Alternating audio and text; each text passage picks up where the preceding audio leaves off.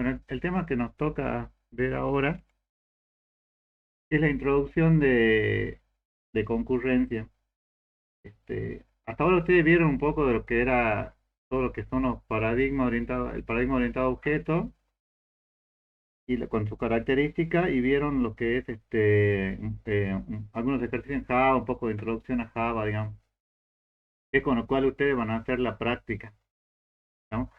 Así que ahora empezamos ya a ver de lleno las diferentes técnicas que ustedes van a utilizar en la materia, que básicamente ya van a ver que cuando lo desarrollemos serían tres o cuatro si las quieren subdividir, pero son las que vamos a ver a lo largo de esta materia. Entonces esta primera clase es una introducción y la idea del práctico del jueves de esta semana es que hagan algunos ejercicios sencillos como para que entiendan la diferencia de cuándo implementar un algoritmo, cuándo implementar otro, por lo menos en forma teórica o en pseudocódigo. Y después ya a partir de la semana que viene ya empezamos a trabajar de lleno con el tema de concurrencia en Java. Creo que el primer tema que vemos es hilos. Fíjense, la programación concurrente le dice que son notaciones y técnicas de programación que se usan para expresar paralelismo potencial entre tareas. Eh, Todas estas técnicas que nosotros vamos a ver hoy en teoría, digamos, y que a lo largo de la materia, en las próximas 6 o 7 clases, lo vamos a ver en la práctica, es en lo que básicamente consiste en la materia. O sea, ustedes vieron ya, tuvieron ustedes sistema operativo, ¿no, chicos? Sí, profe. Bueno, y ahí ya vieron un poco de semáforos y monitores para sistema operativo, de semáforos creo para sistema operativo, ¿no? ¿Lo vieron, no? Sí, profe, también un poco de hilo. Bueno, bueno, ahora lo van a implementar, digamos, eso dentro de un sistema operativo, ahora lo van a implementar ya en un lenguaje de programación. Específicamente por eso lo damos Java, digamos, porque es más fácil de implementar en un lenguaje como Java. Fíjense, ¿cuál es la diferencia entre concurrencia y paralelismo? Dice, es la concurrencia y la capacidad de la CPU para realizar más de un proceso al mismo tiempo. Si yo tengo, no sé, un solo procesador con un solo núcleo, ¿puedo realizar más de un proceso al mismo tiempo? No, profe. No. Lo que pasa es que hoy en día las máquinas tienen tanto poder de cálculo, digamos, un procesador tiene tanto poder de cálculo, que a ustedes, por más que tengan una máquina o un celular con un solo procesador, digamos, y con un solo núcleo, el sistema les hace creer, digamos, que pueden ejecutar varias tareas a la vez, cuando en realidad, como es un solo núcleo, solamente podría ejecutar una. Entonces, si ustedes tienen, fíjense en este dibujo, tienen acá un solo procesador con un solo núcleo, tomen este CPU como núcleo, fíjense, tienen un conjunto de actividades, pero a cada actividad, ¿cómo la va a desarrollar? ¿Todas al mismo tiempo o una a la vez? Una a la Uno vez. por uno. Una a la vez, sí. Una a la vez, no hay forma, digamos, porque tiene un solo núcleo, digamos, no hay forma de que desarrolle, de que aplique más núcleos porque realmente no los tiene. Eh, bueno, fíjense que en el dibujo, pero en la parte de abajo, ya tiene un procesador con 4 núcleos. Al tener un procesador con 4 núcleos, yo a la tarea que yo tengo, puedo realizarla, digamos, enviándola a cada uno de los núcleos. Fíjense que acá el orden en el cual envía no es parejo, digamos. O sea, por ejemplo, puede ser que la tarea uno vaya al núcleo uno y ocupe menos, la tarea 2 vaya al núcleo 2 y ocupe un poco más, la 3 vaya al núcleo 3, pero no es parejo en el sentido de que ocupo los 4 procesadores al mismo tiempo, ¿no? Entonces, en la concurrencia tengo un solo problema y después tengo varios núcleos que me permiten llegar al resultado final que yo estoy buscando, ¿no? Fíjense, por eso es que le dice acá que la concurrencia es la capacidad de la CPU para realizar más de un proceso al mismo tiempo. Entonces, si yo veo, se llega a ver claramente, en este caso, por ejemplo, tengo 3 procesos, proceso uno, 2 y 3, y largo todos estos procesos en cada uno de los núcleos que yo pueda llegar a tener, digamos, aprovechando al máximo. Ahora, si yo tuviera 3 tareas y tuviera 3 núcleos, ¿cuántas tareas voy a asignar por cada núcleo? Una. Una. ¿Y qué pasaría si yo tuviera al revés, si fuera 2 tareas y tuviera 3 núcleos? ¿Cómo creen que trabajaría la concurrencia? Se reparte. En la concurrencia no. En la concurrencia voy a lanzar uno por cada núcleo.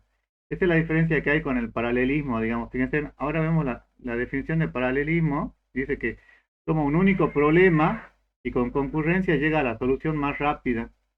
A partir del problema inicial, divide el problema en fracciones más pequeñas y luego cada fracción es procesada en forma concurrente, aprovechando la capacidad del procesador para resolver el problema. ¿Se acuerdan que ustedes veían en programación la técnica de divide y vencerá?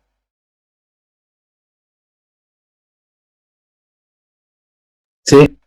Bueno, estas técnicas se aplican perfectamente acá, digamos, porque yo lo que hago es dividir un solo problema grande que yo tenga en varias partes, digamos, de modo que pueda asignarlo de forma equitativa para cada uno de los núcleos, ¿no?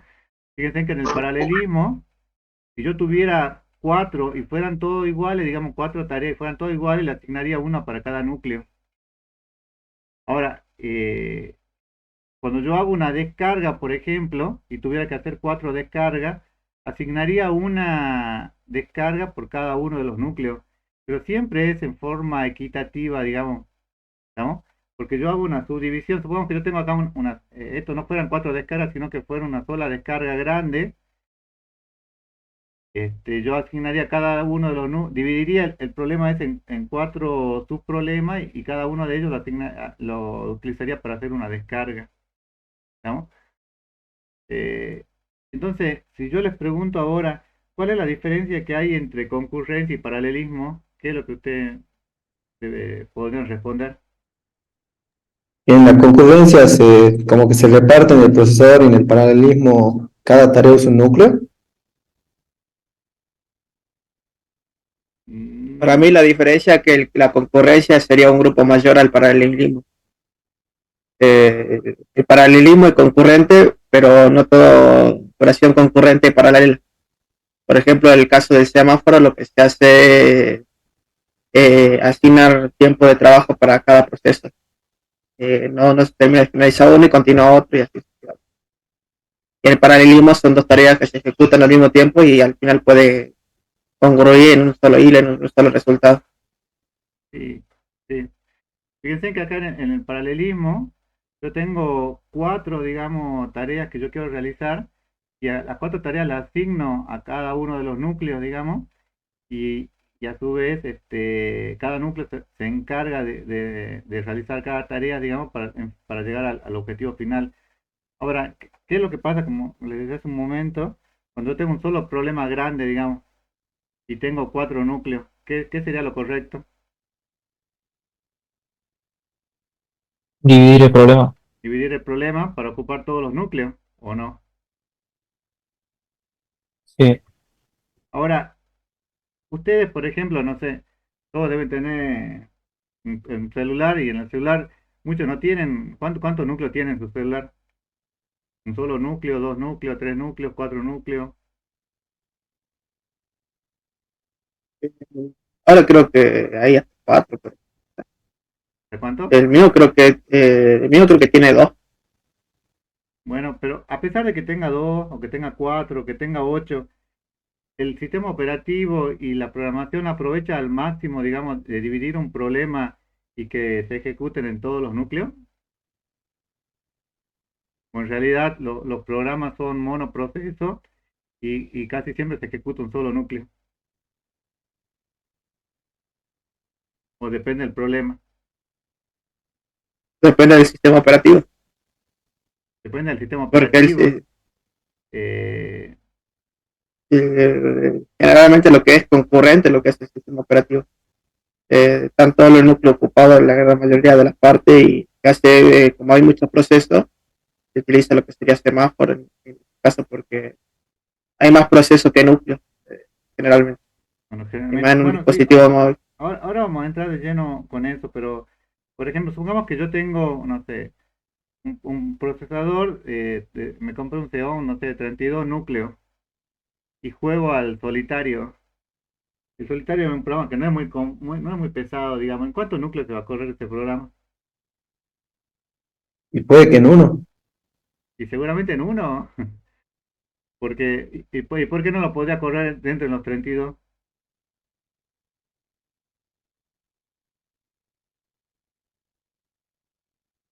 ¿No? ¿Podría correr el solitario, ese juego que es muy sencillo, muy pequeño, en los 32 núcleos al mismo tiempo? Me convendría dividir ese proceso que es sencillo en 32 partes. No. No. En ese caso no. Ahora viene una pregunta que es medio tramposa. Por ejemplo, ¿qué sistema operativo es que tiene en el celular generalmente? Android. Android. ¿Y Android qué es? ¿Monousuario, multiusuario? Perdón, ¿permite trabajar con un solo núcleo o trabaja con todos los núcleos? Todos los núcleos, supongo. En realidad depende de la Porque versión. tener, ¿Ah? porque tener el proceso en segundo plano, por ejemplo, la notificación y te puede llegar notificaciones mientras usas, por ejemplo, YouTube, otro tipo de aplicación. Bueno, pero No necesariamente cuando abrí una aplicación todo el sistema se para usar esa aplicación. lo que pasa es que es como cuando ustedes, por ejemplo, No, hoy en día los celulares ya son prácticamente computadoras, por eso pero antes sí, antes era un solo proceso en el celular se manejaba un solo proceso a la vez. También las consolas creo que también hacían lo mismo. sí, sí, sí, sí. Pero, Pero ¿cuál es la situación, digamos? Que una notificación, como vos decís en un celular, es algo tan pequeño, digamos, que no va a parar un proceso grande, digamos. Porque como es multitarea, ustedes tienen la sensación de que están corriendo por varios núcleos y en realidad muchas veces están corriendo un solo núcleo, digamos. Pero es como dicen que necesitan cierta versión a partir de cierta versión del sistema operativo, ustedes pueden trabajar con un solo proceso o con varios procesos, ¿no? Entonces, eh, Java les permite hacer eso, digamos, con algo que se llama programador de hilos, que es lo que vamos a trabajar en las próximas clases. Pero en realidad el programador de hilos no es que ustedes lo van a tocar, sino que ustedes le van a indicar en qué lugar va a estar la concurrencia, ¿no? Y el paralelismo lo van a aprovechar siempre que tengan varios núcleos y el programa puede ser subdividido, porque si es un programa muy sencillo, seguramente no va a correr por todos los núcleos, digamos, porque una notificación, si están, no sé, un usuario en un teléfono, en un celular que no están haciendo nada, seguramente va a correr el mismo núcleo, digamos. Ahora, ¿para qué caso es necesario que ustedes tengan, que yo pueda aprovechar todos los núcleos? Una vez en la facultad habían hecho un pedido, me acuerdo que eso era un caso de humanidades, que querían una computadora, me acuerdo que era una i7 con 16 núcleos, en ese momento era un montón, era, y, no sé, con un tera de disco y no sé cuánto de memoria de disco. Y ellos pedían para esa computadora para hacer notas. ¿Ustedes creen que se aprovecha eso? Eh, la capacidad de la computadora para lo que ellos lo querían usar o no? No, profe. ¿Y en qué casos creen que sí hace falta mucho procesamiento? Ustedes que Como para los juegos. para los juegos, ¿por qué para los juegos?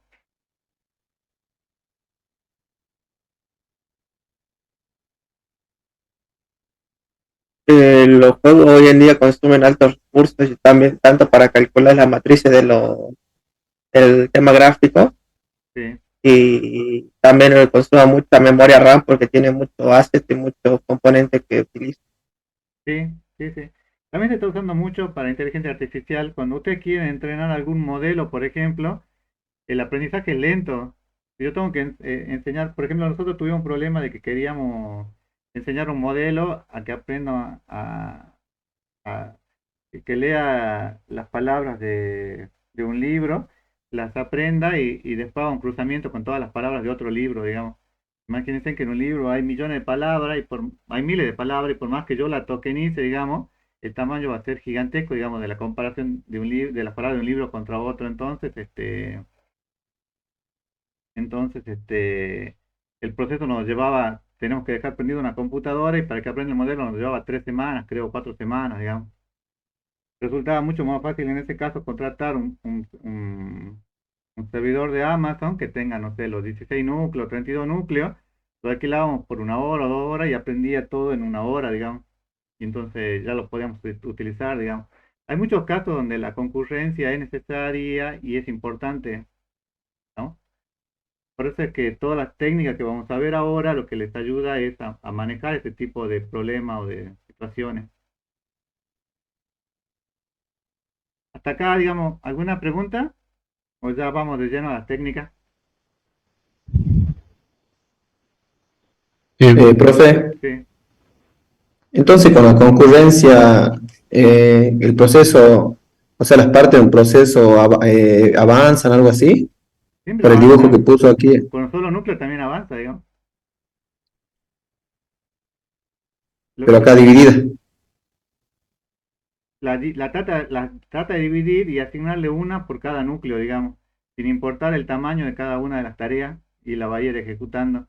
Mientras que en el paralelismo agarro una sola tarea grande, igual, pero la divide en todos los núcleos. Si tuviera 16 núcleos, dividiría, no sé, en forma pareja dentro de los 16 núcleos para aplicar al máximo para que la actividad se desarrolle lo más rápido posible, se resuelva lo más rápido posible, en forma equitativa. ¿Y cómo sería la diferencia si en la concurrencia también hace uso de los cuatro núcleos, igual que en el paralelismo? Pero la diferencia está en que yo acá agarro no hago un divide y vencerá, digamos, no es que yo divido el problema grande que yo tengo acá en los 4 núcleos y automáticamente se asigna uno para cada núcleo, sino que agarra el problema y lo envía, digamos, por los núcleos que yo tenga, digamos. Si yo tuviera, no sé, suponte que yo tuviera dos grandes procesos que tengo que correr, digamos. Entonces correría uno por el proceso uno y otro por el proceso 2 y acá dividiría el proceso uno y el proceso 2 en tantas partes para que yo lo pueda hacer equitativo en cada uno de los núcleos que yo tengo. O sea, en el paralelismo se aprovecha mucho mejor, digamos, todos los núcleos que yo tengo en el procesador porque se utilizan al máximo, digamos. Ahora, lo que ustedes van a aplicar ahora, después ya vamos a ver cuando empecemos a realizar en Java, aplicamos básicamente la concurrencia, porque no es que los 4 núcleos se van a llenar, digamos, sí vamos a utilizar todos los núcleos, digamos, que tenga la computadora en este momento, pero el manejador de hilo de Java es el que le va a decir en qué núcleo tiene que ir cada uno de los procesos que yo quiero administrar, ¿no?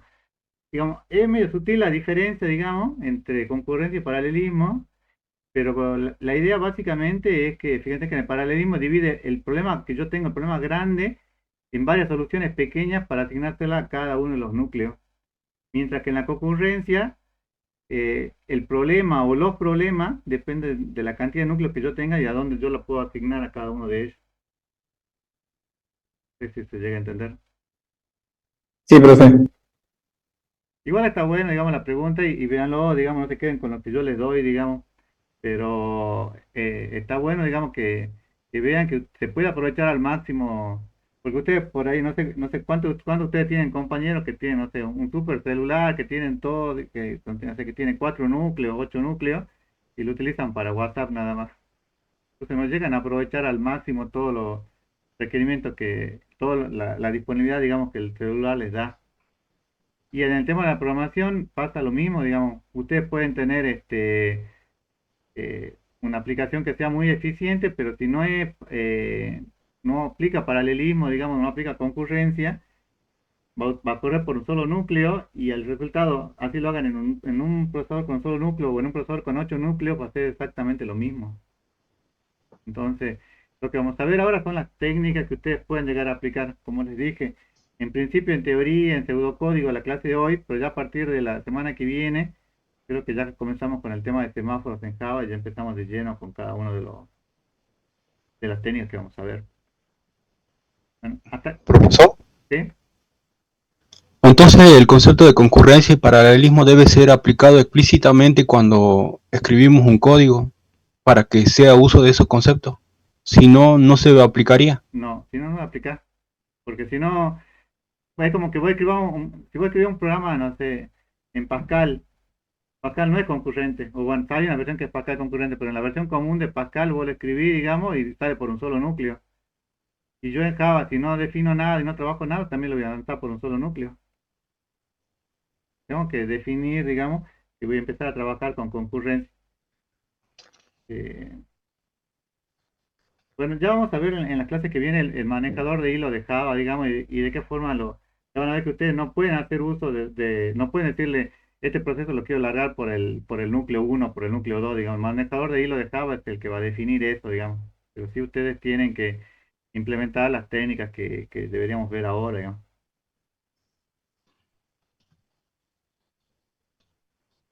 ¿Estamos, chicos? ¿Hasta acá?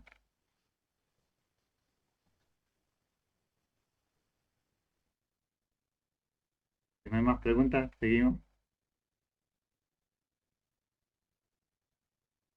Bueno, fíjense, lo primero que apareció, eso fue, imagínense, en los años 60, 70, el trabajarlo con variables compartidas.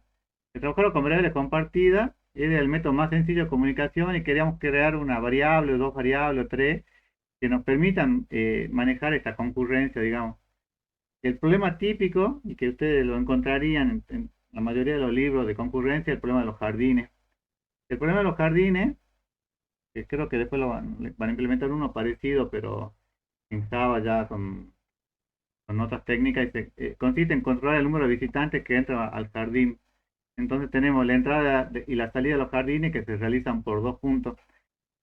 La idea de plantárselo de esta forma, perdón, es porque a partir de la semana que viene, ya cuando vean ejercicio de concurrencia, lo van a ver como enunciado de simulación, para que ustedes digan qué es lo que tienen que simular a la entrada y qué es lo que tienen que simular a la salida y cuál es la concurrencia que tienen que plantear en el medio, ¿no? ¿Dónde va a estar su región crítica? ¿En qué consiste? Entonces, fíjense, la entrada y la salida de los jardines se realiza por dos puntos, se asocia, por dos puntos sería por dos puertas, ¿no? Algo así. Se asocia el proceso P1 a un punto de entrada-salida y el proceso P2 a otro punto de entrada-salida, que es lo que ven acá, digamos, dos, tienen dos puertas y tienen dos procesos, el proceso P1 y el proceso P2. Tienen, los procesos se ejecutan concurrentemente y usan una única variable. Acá la variable sería el contador que estaría diciendo quiénes son los que ingresan y salen al jardín, digamos. La entrada de un visitante por una de las puertas que se ejecute hace x igual a x más 1. O sea, cada vez que entra a alguien, digamos, es como suma 1 y cuando sale 1 resta 1 a la variable x, ¿no? Entonces, si ambas instrucciones se ejecutan como una única instrucción de hardware, no se plantea ningún problema, digamos. ¿Por qué? ¿Por qué le dice esto? Si todo se ejecuta como una única instrucción de hardware, no hay ningún problema. Porque se ejecutan secuencialmente. ¿Y por qué se ejecutan secuencialmente? No se produce ninguna interrupción en el sistema. Claro, porque tengo un solo núcleo con un solo procesador, entonces se va a ejecutar primero uno y la instrucción y después otra instrucción, digamos. Ahora, en un sistema multiprocesador, sí puede haber problemas porque puede hacer que esa variable se pise, digamos, por así decirlo, o se reemplace con el valor que tenía antes. Entonces sí puede haber un problema. Bueno, en un sistema multiprocesador se administran mecanismos que impiden que otros procesadores accedan a la misma posición de memoria, entonces no hay problema. Pero si se produce la interferencia de un proceso con otro, la actualización de la variable, tenemos que crear algo, definir algo que es la región crítica. Si ustedes me tuvieran que definir una región crítica, porque esto ya lo vieron ya en el sistema operativo y en otras materias, ¿qué es una región crítica? La región donde los procesos comparten variables o otras cosas. ¿Saben? ¿Y qué pasa con que compartan variables? Que solo un proceso puede acceder a la región crítica. ¿Está bien? Entonces, también es la región o el conjunto, sería el conjunto de líneas de código que yo tengo que cuidar, digamos, para que estas variables que yo tengo definidas este, no se superpongan entre sí. Estamos en este caso, ¿cuál sería la variable que yo tengo definida que no tiene que superponer? ¿Cómo, profe? ¿Cuál sería en este caso la variable que X, yo tengo definida que no tiene que X, superponer X? Entonces mi región crítica sería el código donde X se incrementa o decrementa, digamos, ¿no? Imagínense ustedes que esto en vez de hacer un jardín, por ejemplo, parciales del año anterior les pedíamos que hagan la entrada a un estacionamiento. Tiene entrada y salida a un estacionamiento, digamos. ¿Cómo sería la simulación? Pueden entrar toda la cantidad de autos que quieran.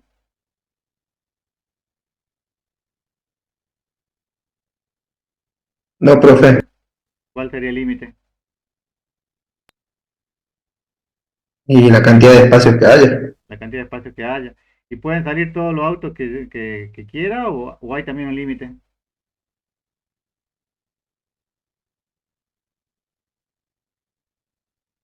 También depende de la cantidad de autos que estén en el estacionamiento en ese momento. Claro, si hay 10 autos, no pueden salir más de 10 autos, digamos. Si no, hay un problema, digamos, ¿no? Entonces, la región crítica, fíjense, le dice, es el bloque de código que al ser declarado como regiones críticas respecto de una variable, el programador o el compilador introduce mecanismos de sincronización necesarios para su ejecución, para que su ejecución se realice en un régimen de exclusión mutua. ¿Estamos? Hay varios aspectos acá.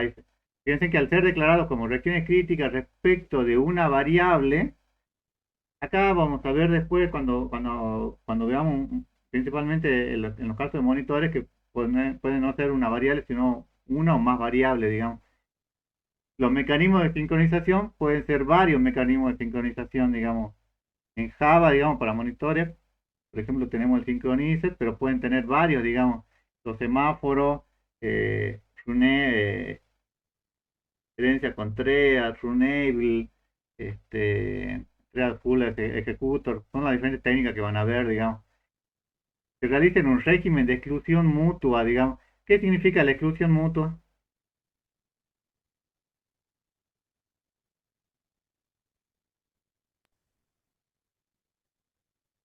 Solo un proceso ejecuta la región crítica, ¿lo ve? ¿Pero solo un proceso o solo una variable?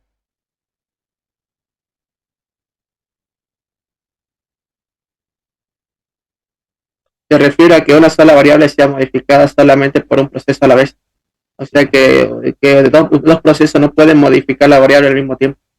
Los procesos no pueden modificar esa variable al mismo tiempo. Entonces yo tengo mi región crítica, fíjense que acá está marcado con naranja a los costados, pero en el medio tengo todo mi programa que no es concurrente, digamos, y que no me interesa porque no tengo yo esa variable en mi región crítica definida. O sea que ese programa se puede ejecutar sin problema.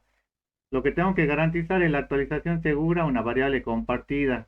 O sea que esa variable tengo que tener una exclusión mutua para esa variable. Entonces, fíjense que yo tengo acá el proceso A, tengo el proceso B y tengo mi archivo de datos. Acá la región, hay una diferencia entre región crítica y sección crítica que no lo, en esta materia la vamos a tratar como si fuera lo mismo, digamos, porque en realidad hay diferencia entre ambas, digamos. Pero ¿cuál sería la sección crítica o la región crítica acá?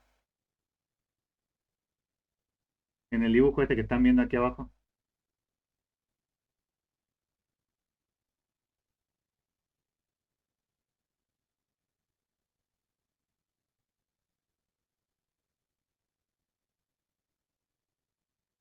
Chicos, El archivo de datos. El archivo de datos se modifica por dos procesos al mismo pero tiempo. ¿qué es el archivo de datos? Sería el acceso, cuando yo quiero actualizar acá en el archivo de datos. ¿Estamos? Ahora imagínense, también no es a todo el archivo de datos, sino es a un registro en particular de ese archivo de datos. Porque si no yo tendría, no sé, el correo electrónico y cada vez que entra uno a ver su correo, no podría entrar ningún otro a ver el correo de otra persona, digamos. ¿Estamos? Entonces acá se maneja, sería a través de un registro cuando quiero acceder a este archivo de datos. ¿No? Entonces, fíjense, dice, la implementación del bloqueo a la región crítica con el uso de una variable compartido flag. La primera, este sería el primer algoritmo, digamos, que estaba en 60, 70, que apareció, digamos, que era el más sencillo de todos. Y era a través de una variable compartida, utilizaba un indicador. En este caso tengo el proceso P1. Esto está hecho en, creo que es Pascal concurrente, pero es solamente para que ustedes lo tengan como guía. Fíjense, se hace un bucle, dice, hace un loop, mientras que la bandera sea igual a verdadero, espera que el dispositivo se libere, luego hace bandera igual a true, y luego acá defino la región crítica, la línea de código que voy a escribir ahí adentro, y luego pone la bandera igual a falso. Entonces, ¿qué es lo que me va a permitir eso? Este código así bien sencillo.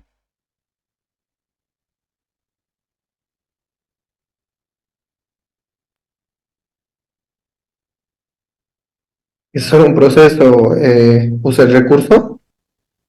Sí, pero ¿cuál es el problema? Bueno, fíjense, tengo el proceso 2, tengo el proceso P1 y el proceso 2, digamos.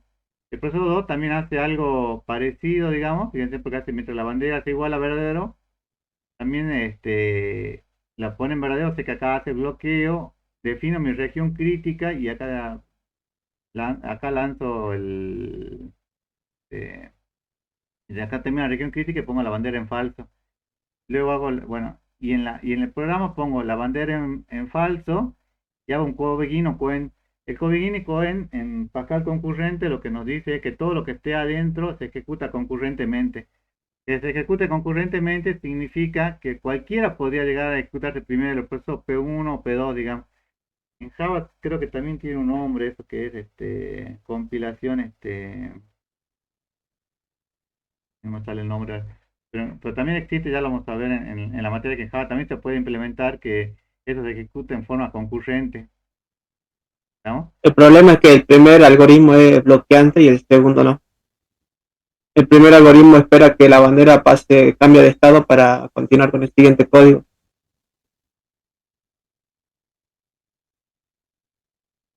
Sí, pero el tema es que acá cualquiera podría ejecutarse. ¿Qué pasa si el siguiente, puede entrar el P2 primero o no? Sí, porque el segundo algoritmo Ah, no es bloqueante por el cobegin. O sea, los dos procesos se están ejecutando concurrentemente, no necesariamente en forma paralela, pero utilizan la variable como método de semáforo, por así decirlo, para pasar de un proceso a otro. claro. El problema, como creo que eso es lo que te entendía vos, el problema es que, ¿qué pasaría si los dos procesos quieren entrar al mismo tiempo? La bandera estaba en falso, la bandera estaba en falso, entonces los dos entran acá. Mientras bandera sea igual a verdadero, y los dos entrarían y se bloquearía, digamos, mutuamente. Entonces ahí hay un problema. Entonces, fíjense en que esto dice, no resuelve el problema de la exclusión mutua, porque puede ocurrir que se entrelace el uso del recurso por ambos procesos, que es lo que le decía. Entonces, para solucionar este problema, digamos que era con un solo indicador, la solución fue hacer con dos indicadores. Entonces, si yo lo hago con dos indicadores, fíjense en que acá, en vez de tener una sola bandera, tengo dos banderas. Entonces le dice el procedimiento de bloqueo, acá tengo mi flag y su flag, que los dos son de tipo booleano. Dice, acá lo pone igual a true, o sea que la intención de utilizar el recurso, mientras su flag sea verdadero, espera que se libere el recurso. Y tengo el de bloqueo, que lo pone, fíjense, en falso, el proceso P1 lanza bloqueo con flag 1, flag 2, o sea que lanzaría flag 1, ¿qué valor tendría?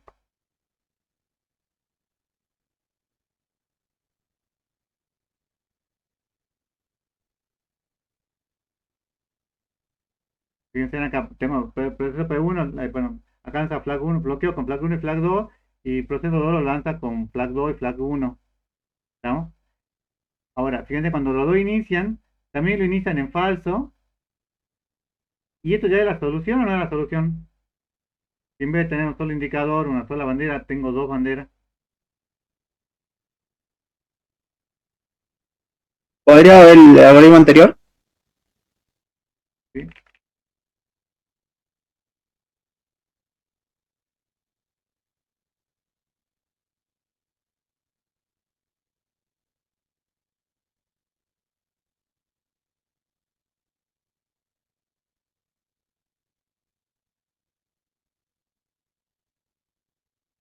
¿Se entendió acá por qué los dos podrían ejecutarse al mismo tiempo, no? Fíjense, si yo pongo acá la bandera igual a falso, ¿qué es lo que hace? Y acá pongo el cobeguino Quen, eso le da libertad que cualquier proceso puede llegar en forma, puede llegar primero, digamos. ¿Qué es lo que podría pasar? ¿Cuál de los dos podría entrar primero? ¿El P1 o el P2? ¿Cuál tiene más posibilidades? Cualquiera de los dos, profe. ¿Y qué pasa si los dos entran al mismo tiempo? No se cumple la exclusión. No se va a cumplir, va a haber un problema, digamos. Entonces, lo que yo quiero hacer es, en vez de tener un solo indicador, es solucionarlo de alguna forma. Entonces, la solución que se plantea, fíjense acá, es con dos indicadores, bandera 1 y bandera 2, digamos, y los dos lo ponen falso. Pero también podría ocurrir algo similar. Fíjense que lo que le dice es que durante la espera de liberación del recurso, el proceso permanece ocupado con un while, y dice, si ambos procesos realizan la llamada bloqueo de forma simultánea, cada proceso puede poner su indicador y comprobar el estado del otro. O sea que van a comprobar el estado del otro y se produce lo que es un interbloqueo del log, que ya lo vamos a ver ahora en detalle, que la desactivación del indicador asociado a un proceso se produce una vez que se ha completado el acceso a la región crítica, ¿no? Esto tomémoslo con pinzas porque ahora ya vamos a ver un dibujo de cuando se da el interbloqueo. Pero básicamente es que un recurso libera uno de sus semáforos y quiere acceder al otro, pero el proceso 1 quiere acceder al recurso 2 y el proceso 2 quiere acceder al recurso 1 y a su vez tiene cada uno un recurso bloqueado. Entonces no se puede. La solución para esto es crear un propio indicador, es decirle quién quiero yo que empiece primero, ¿no? Entonces fíjense que acá le dice procedura de bloqueo, tengo mi flag, su flag booleano, y le digo mientras sea verdadero, su flag, o sea que el parámetro que le envié, le pongo uno en falso y el otro en verdadero. Ahora, ¿esto ustedes creen que fue la solución o no?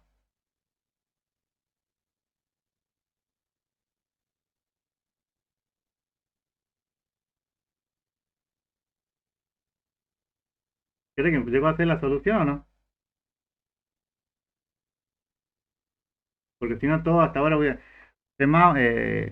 este, todo lo que vieron ustedes en sistema operativo, lo habrán visto como variables compartidas. Y si utilizan las variables compartidas,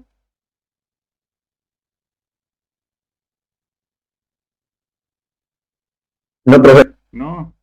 Que ustedes vieron semáforo, vieron alguna otra técnica, digamos, que son puntuales, que les permite evitar este tipo de bloqueo. Estamos, como les decía, estas fueron las primeras técnicas que aparecieron en los años 60, 70, y que aparecieron para intentar resolver este problema, digamos, pero el problema igual sigue apareciendo. Entonces, aparecieron unos algoritmos para mejorar. Primero apareció el algoritmo de Peterson, que lo que le decía era que introducía una variable de turno adicional. Entonces, si yo tengo dos procesos, el turno le decía quién se tiene que ejecutar primero, si el proceso P1 o el proceso P2, ¿no? Entonces le definía entonces ahí se solucionaba el problema, ¿no? Con esta variable booleana, no sé si la llegan a ver aquí, que es de tipo entero. Entonces, bueno, turno, que es de tipo entero. Entonces ahí le dicen quién va a tener el turno. Fíjense que hacen lo mismo, pero después, ¿cuál de los dos se va a ejecutar primero aquí? Analicen el algoritmo.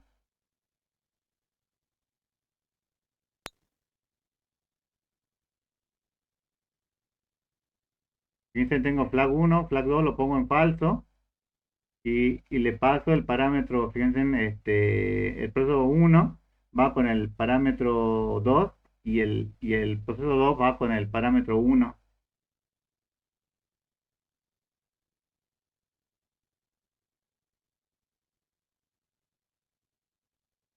¿Cuál creen que se ejecuta primero? ¿El 1 o el 2? Profe, cualquiera de los dos se podría ejecutar o no. Sí. ¿Y esta es una solución o no? No, profe, porque siguen arrastrando el mismo problema. Porque sigue el Claro. mismo problema. Arrastra el mismo problema que los dos pueden modificar la variable al mismo tiempo. no recursos, Sí, entonces, además bandera. bueno, entonces, para solucionar el de Peterson apareció el de Decker, que ahí dice una breve turno para establecer la prioridad relativa de los dos procesos y la actualización en, que hace en la región crítica. Entonces, fíjense en la región crítica, acá yo tengo definido este bloque de código, mientras la bandera es igual a verdadero y hace. Entonces, acá le digo, acá sí ya agrego una variable turno igual a 1. Entonces, ¿quién es que se ejecuta primero?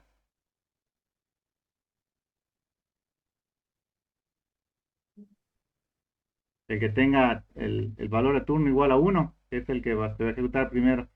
Ahora, ¿esto les sirve para hacer a ustedes las simulaciones o no? Porque, supongamos que por ejemplo, el problema del año parcial, el parcial del año pasado era, hagan, no sé, con semáforo, una simulación, eh, que entraban a un supermercado y cada cliente compraba, no sé, de 1 a 10 productos y llegaban 15 clientes al azar. ¿Cuál de los 15 clientes que va a entrar primero? Acá, ¿me sirve que yo le dé a uno la prioridad para que entre primero sobre los otros, sobre los demás o no? Sí, pero igual se sigue corriendo al mismo tiempo el algoritmo. Si se hace de forma concurrente, la probabilidad es menor, pero si llega a dar la casualidad que los dos procesos se ejecutan al mismo tiempo en núcleos diferentes, los dos van a tener el turno igual a 1 y el Sí, problema va a persistir. sí, entonces, esto no es una solución, digamos, que es una mejora el de Decker al de Peterson, pero sigue siendo un problema, digamos. Entonces, la solución real, digamos, es hacerlo a través de los problemas de sincronización. Por ejemplo, lo primero y lo más sencillo que vamos a ver es el semáforo binario. Un semáforo binario, ¿cuántos valores puede llegar a tener? 2, ¿Cuáles son los dos valores? 0 y 1. 0 y 1. ¿Ustedes vieron en otras materias también que hay semáforos que no sean binarios o todos son binarios? No, profe, hay semáforos que no son binarios, que pueden tomar valores enteros. ¿Y qué significa eso? Porque si yo tengo un semáforo que valga, no sé, el semáforo vale 3 y ¿qué es lo que significa? Y hay 3 de algún recurso. No, significa que hay 3 en cola de espera, porque el que tiene el 0 es el que se está ejecutando en ese momento y el que tiene 1, 2 y 3 son los que están a la espera y se va armando una especie de una cola de tipo FIFO. Profe, ¿eso no era cuando era negativo el semáforo? Bueno, eso depende del autor, digamos, acá lo consideramos como que el binario va a ser solamente de 0 y 1, digamos, porque después ahora cuando empiecen a ver la- cuando empecemos a ver el tema de las simulaciones, van a ver que ese semáforo se va incrementando y se va armando una cola, digamos, de tipo FIFO ahí, y el que se encarga de manejar o el de administrar eso es el semáforo. Pero que sea -1, que sea 0, digamos, eso depende mucho del autor o de con qué lenguaje o con qué sistema operativo lo estés analizando, digamos. Por ahora consideramos solamente que hay semáforos binarios que pueden ser 0 y 1, y después que va a haber otro tipo de semáforos que ya vamos a analizarlo ahora a continuación. ¿Estamos? No entremos con que es -1 o 0, digamos, de un principio, porque eso depende cómo hagan el planteo ustedes. Fíjense, dice, los semáforos se implementan con una cola de tareas o de condición a la cual se añaden los procesos que están en la cola de recursos. Se permiten 3 operaciones. ¿Cuáles eran las 3 operaciones para los semáforos? Sería parado, en espera y arrancado. Bueno, sé que está muy con el sistema operativo, pero una es inicializar Wait signal. asignar cuando le ponen el valor de 0 o 1, una espera cuando tiene se suspende la tarea que hace la llamada y lo pone en cola de tareas, digamos. Y el signal o señal, que es si la cola de tarea está vacía, debe reanudar la primera tarea de la cola de tareas. O sea, tendría que tomar el de la cola de tareas que está libre. Entonces tenemos acá las transiciones para el estado de espera. Fíjense en estos son todos los posibles estados por los cuales pueden pasar. ¿Cuáles son los posibles estados? o cuáles son las posibles transiciones que puede llegar a tener el semáforo.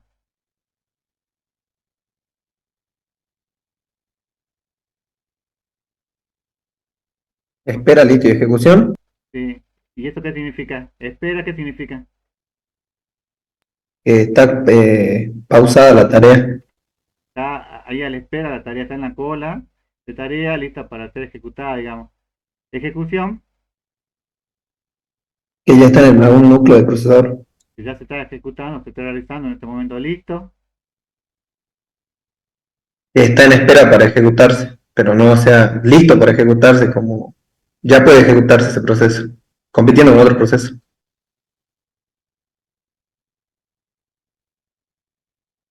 Pero el listo acá representa, sí, sí, está listo para ejecutar. Durmiente, ¿qué imagina que puede ser?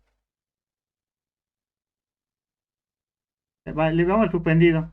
¿Por qué un proceso puede ser suspendido? Estaba listo y pasó a ser suspendido. ¿Por qué? Puede que no se lo necesite en ese momento, o O puede ser que Excedió sea, su tiempo de ejecución. sí, o porque tiene mucho tiempo de ejecución. Podría ser, por ejemplo, yo estaba en reparticiones donde, por ejemplo, lanzaban un balance y el balance la lanzaban a las 10 del mediodía y había mucha gente, ¿no? Entonces estaban todos esperando a que termine el balance y nadie podía ocupar ninguna computadora, digamos, porque estaban ocupando todos los núcleos del servidor central, digamos. ¿Qué pasaba en ese momento? Y nadie podía trabajar, solamente porque estaba solamente ejecutando ese proceso. Nunca fueron a la administración pública y le dijeron que el equipo estaba, que el sistema estaba parado, que estaba procesando, que estaba trabajando, que estaba muy lento.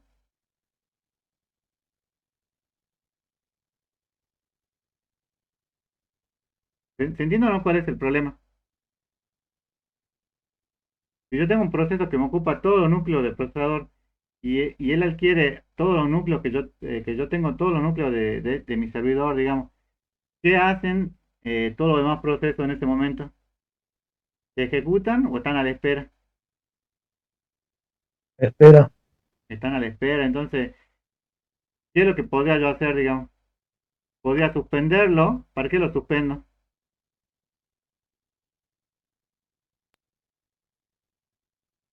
para que puedan ejecutarse los otros procesos. Para que puedan. Es como poner una especie de pausa, digamos. Lo pongo en pausa para que los demás se ejecuten.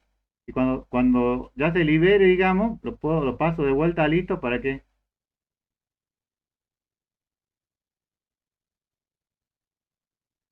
vea si se pueden ejecutar nuevamente, digamos. ¿No? Ahora, ¿qué podría pasar acá de suspendido a durmiente? Porque, ¿qué es lo que ocurre acá? ¿Terminó? ¿Terminó? ¿Y por qué podría pasar de listo a durmiente? Porque terminó.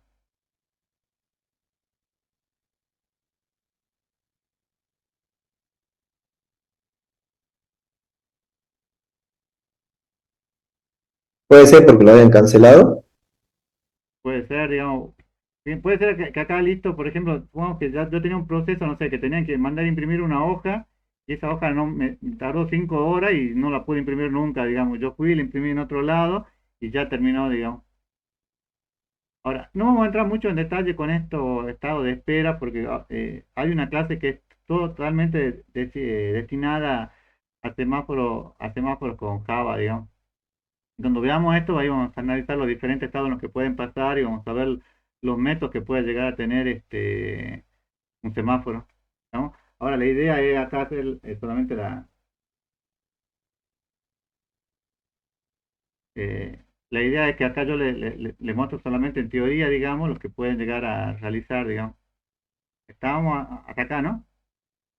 Fíjense, la exclusión mutua dice, bueno, la operación que se espera se usa como procedimiento de bloqueo.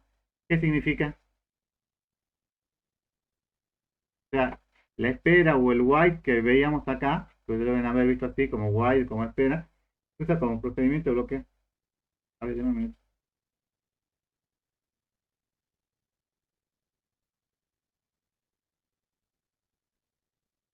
Este, la operación espera se usa como procedimiento de bloqueo y señal o signa se utiliza como procedimiento de desbloqueo. Se usan tanto semáforos como clases de secciones críticas se establezcan. Por ejemplo, el proceso P1 se escribe. Fíjense aquí, yo tengo un proceso P1 que tengo la espera, ¿qué es lo que va a hacer?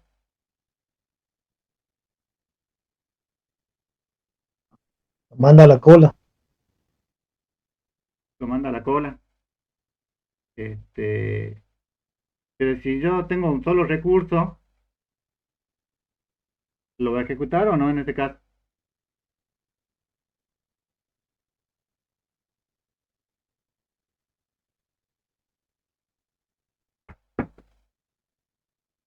Fíjense, lo hagamos con algo. ¿Ah? Imaginemos que yo quiero hacer una simulación de lo que le decía del supermercado. ¿Cuáles serían ahí los recursos que yo tengo para la atención?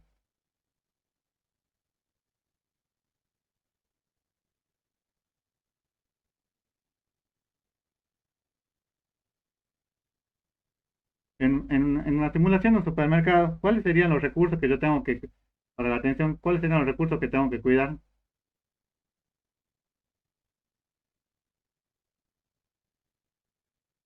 Las cajas, Las cajas. Entonces, si yo tengo, no sé, 3 cajeros, ¿cuántos semáforos voy a tener? O depende de la cantidad de clientes que yo tenga. serían tres, profe. Seré porque sería uno para cada uno de los recursos o no. Cuando llega el primer cliente, ¿por qué caja es atendida? Cuando usted va a un supermercado, digamos, y quieren ir Con la primera caja que esté más libre, con la primera caja que esté vacía, digamos, si las 3 están vacías, ¿por cuál le irían? con la más cerca, ¿Ah? con la más cerca. Por cualquiera, digamos, podría tomar cualquiera de las Sí. 3. Ahora, la primera ya está ocupada. Entonces, llega el segundo cliente y ocupa la caja 3. Llega el tercer cliente, ocupa la caja 2. Entonces ya tengo un cliente en cada una de las cajas. Cuando llega el cuarto, ¿a cuál caja va? Tiene que esperar. Pero ¿por cuál de las 3?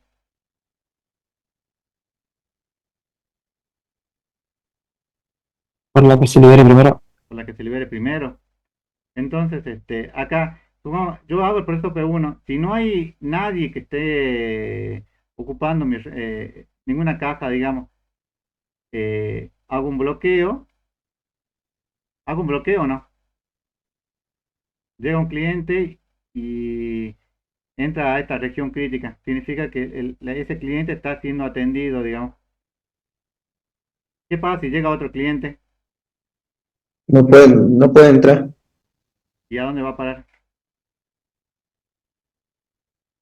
Queda en la fila del semáforo. En la fila de semáforos. Cuando vos haces la simulación de un supermercado, ¿dónde quedás vos?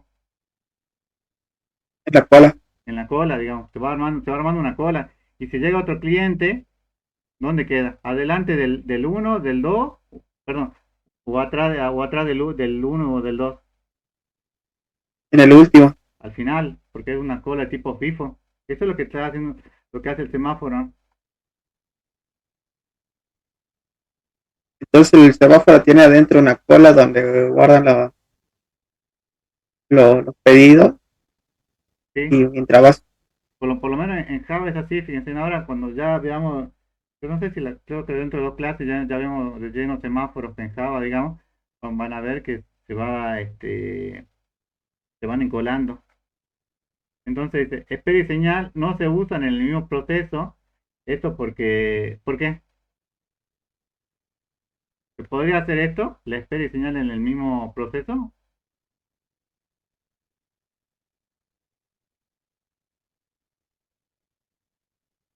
no, En realidad sí se puede hacer, pero no es una buena norma de programación, digamos. Tienen que estar, dice, el en señal tiene que dos estar procesos fuera del separados. proceso. Sí, tienen que estar en dos procesos separados, digamos, el que ejecuta la operación de signal y el que ejecuta la operación del wait en otro caso. Entonces tengo una sincronización donde tengo P1, fíjense donde hago el wait o el espera en un proceso y el signal en otro proceso. Sí lo podría tener en uno solo, pero no es conveniente, digamos, no es una buena norma de programación. Y después cuando lo ejecuto, inicializo y largo los dos procesos al mismo tiempo. Compilación justa e injusta se llama, me acuerdo en Java. Cuando ustedes lo hacen en Java se llama compilación justa, cuando cualquiera puede entrar en cualquier orden, digamos. E injusta cuando va a entrar primero el 1, después el 2, después el 3, después el 4, ¿no?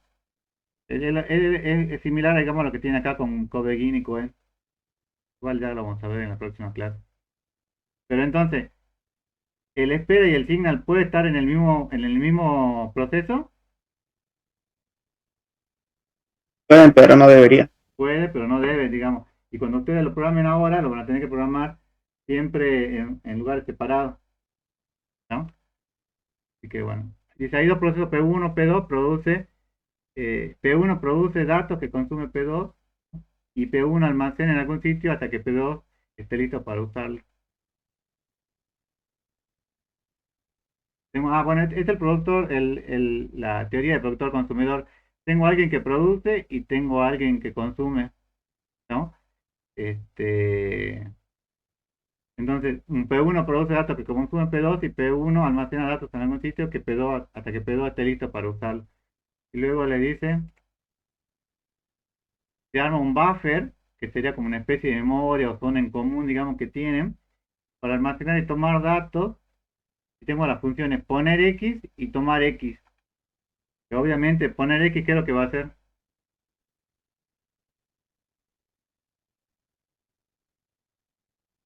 ¿Qué quiere? Producir algo y ponerlo en ese espacio, Y tomar, sacar algo de ese espacio. sacar algo, consumir algo de ese espacio. Entonces tengo una serie de funciones que lo puedo utilizar, por ejemplo, funciones lleno y vacío, bueno, y vacío. Fíjense, tengo acá entonces el ejemplo del productor y el consumidor. Tengo en un bucle produce X, mientras que esté lleno, mientras que esté lleno, ¿qué es lo que tengo que hacer?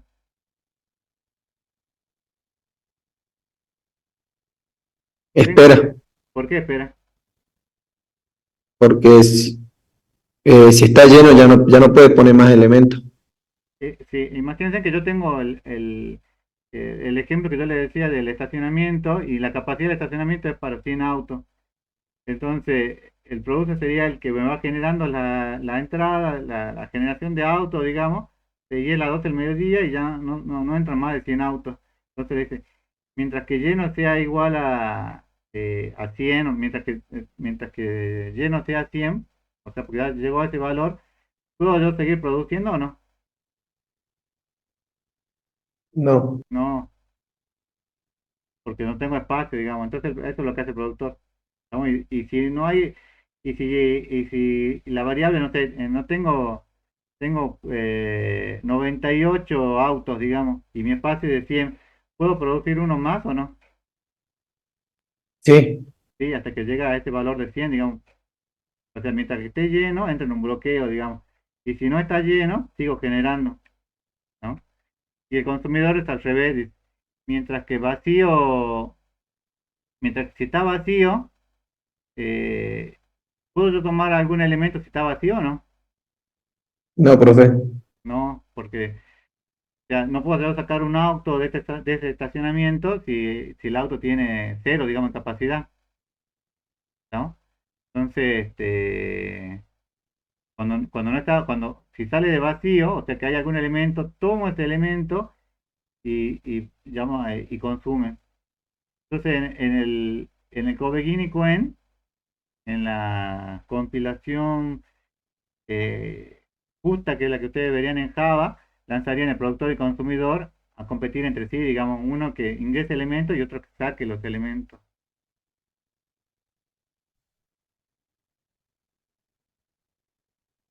Bueno, fíjense, en poner y tomar X usa el mismo buffer, entonces, si tiene el mismo buffer, tengo que definir la exclusión mutua. ¿Por qué tengo que definir la exclusión mutua? Porque solo uno puede acceder a esa variable. ¿A cuál variable? A X sería. Claro, solo uno puede acceder a ese X, digamos. Si no, se puede sobreescribir el valor de esa variable. Ambos procesos usan en espera ocupada cuando no pueden acceder al buffer. Yo tengo ahora, ¿cómo sería este productor consumidor? Con un ejemplo con semáforos. Entonces, fíjense acá tengo white, acceso al buffer, y acá está mal, digamos. Bueno, lo que pasa es que esto está sacado de un libro, digamos que el autor acá escribe, pero ¿cuál sería el error aquí del productor?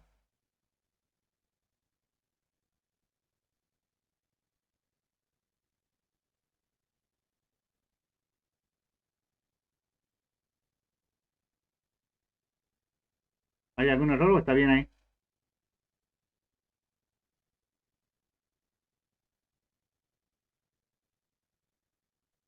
¿Puedo yo poner el white y el signal en el mismo proceso? No. No. O sea, acá debería haber tenido un proceso que sea el espera del productor y el signal en otro proceso. ¿Estamos? Pero de escribir se puede escribir, digamos. Lo que pasa es que ustedes no lo van a hacer así, digamos, cuando vayan a programar, digamos. Fíjense en consumidor, tengo la variable X que es dato, y de vuelta tengo el white y el signal. Y fíjense acá cuál es el semáforo. Tanto en el productor y el consumidor, ¿cuál es el semáforo? Acceso buffer. Sí, acceso a buffer, ¿qué es lo que le dice?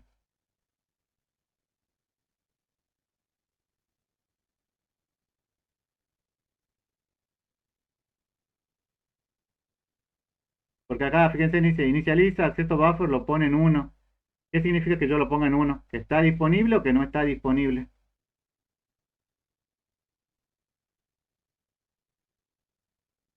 Está disponible. Que está disponible.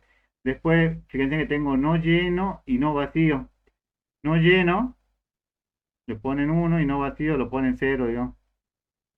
Eh, esto es medio básico, digamos, pero este ejemplo es el que después ya vamos a ver este ejemplo productor consumidor, cuando lo tengamos que implementar en Java, digamos, es mucho más complejo y más completo, digamos, porque van a tener que tener el acceso al buffer en un proceso y el signal en otro proceso. Y acá, ¿por qué le dice, espera acceso a buffer? Si pasa por aquí es porque ustedes tienen el acceso. Si está lleno, ¿qué es lo que tienen que hacer? Si está lleno, ¿qué significa? En el estacionamiento, por ejemplo. Si estaba lleno, ¿qué significaba?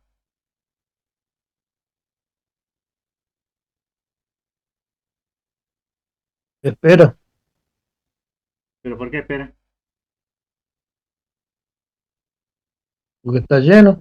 Porque está lleno, es como que yo tengo, lo que le decía, en el estacionamiento 100 lugares, y me dice está lleno en este momento. Entonces, ¿qué es lo que tengo que hacer? Va a liberar, digamos, ese recurso, lo va a ejecutar, digamos, y después lo mismo ocurre aquí, fíjense, si está vacío, ¿qué es lo que tengo que hacer? Se tiene que liberar un recurso para que yo pueda acceder a él, ¿no? Quiero tomarlo, no con pinzas, porque esto es lo que lo van a ver en Java, digamos, cuando empezamos a desarrollar el ejemplo productor-consumidor, porque es clásico, digamos, eh, porque la teoría lo que le dice que todo ejemplo de sincronización ustedes lo podrían resolver utilizando la teoría productor-consumidor, digamos, aplicándolo con semáforos o aplicándolo con alguna otra técnica, digamos, que es lo que vamos a ver, digamos.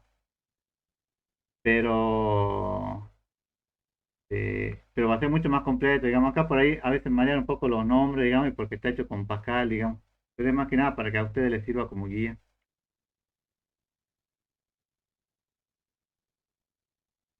Ahora, ¿se entiende más o menos esto? ¿Alguna pregunta?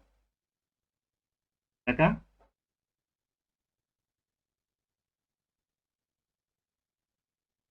¿Esto lo vieron o no? El ejemplo productor-consumidor en semáforo lo vieron, en sistema operativo lo vieron.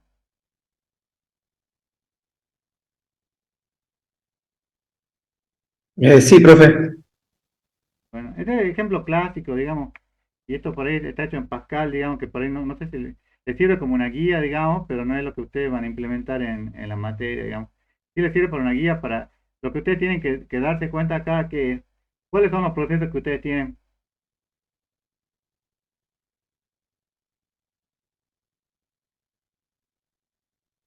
¿Cuántos procesos tienen este algoritmo?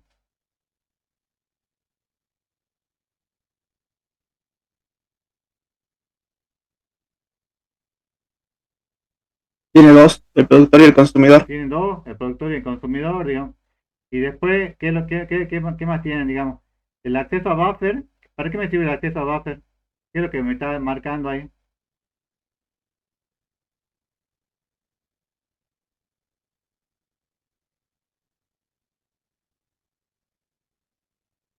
Este semáforo que acceso a buffer, ¿para qué me sirve? Para saber si el recurso está disponible. En realidad lo que está marcando es mi región crítica, digamos, dónde comienza y dónde termina, digamos. ¿No? Fíjense que acá está marcando el acceso de espera, acceso buffer, hasta asigna acceso buffer, está marcando mi región crítica, ¿no? Que es esa porción de código. Y después tengo otro semáforo que es no lleno y no vacío. ¿Para qué me sirve eso?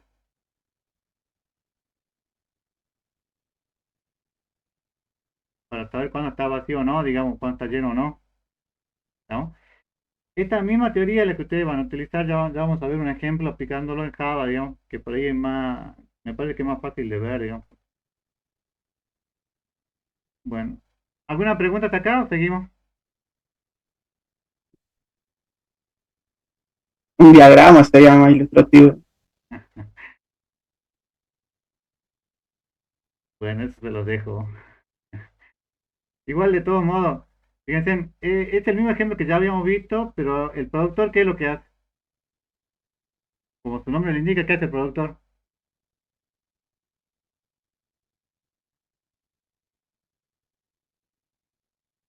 El productor produce, Este digamos, sistema operativo está en tercer año ahora ¿ah? y programación concurrente está en segundo, por eso a veces no, a algunos chicos por ahí les debe costar entender. Sí, puede ser por ese cambio que hay.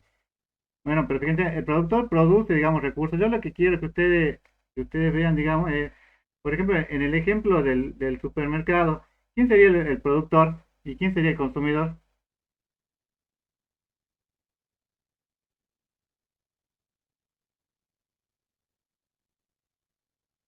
O en el ejemplo del estacionamiento, ¿quién sería el productor y quién sería el consumidor? En el ejemplo del estacionamiento, ¿cuál es la variable que tienen que cuidar, digamos? ¿Qué es lo que no pueden sobreescribir?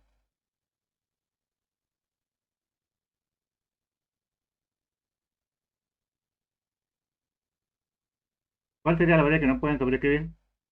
X. Bueno, entonces esa X es lo que tienen que cuidar, digamos. ¿Y quién sería el productor en el ejemplo del estacionamiento? ¿Qué haría el proceso productor? ¿Haría el ingreso o la salida de auto? El ingreso. El ingreso. ¿Y el consumidor? La salida. La salida de auto. En un ejemplo del supermercado, yo tengo clientes que son atendidos por cajeros, digamos. ¿Quién sería el productor en este caso? ¿Qué haría el proceso productor?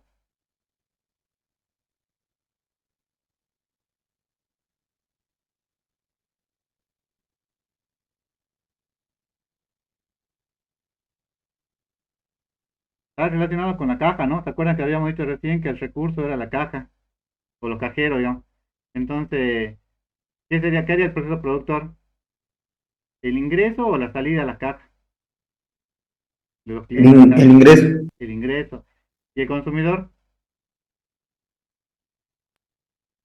Haría la salida. La salida, que sería la atención del cajero, digamos. ¿Estamos?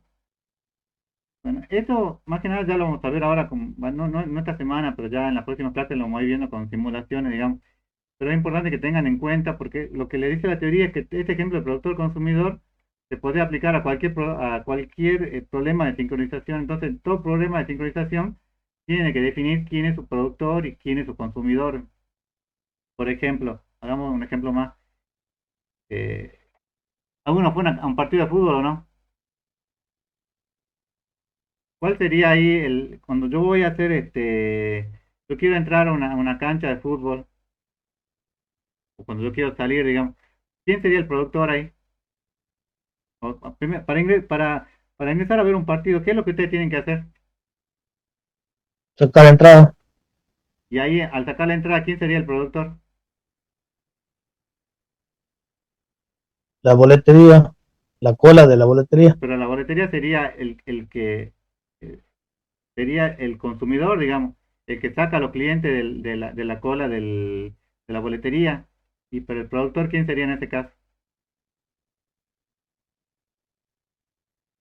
Sería un proceso que ingrese los clientes a esa cola de la boletería. ¿Se entiende o no? ¿El productor quién es? Entonces, ¿el productor qué es lo que hace?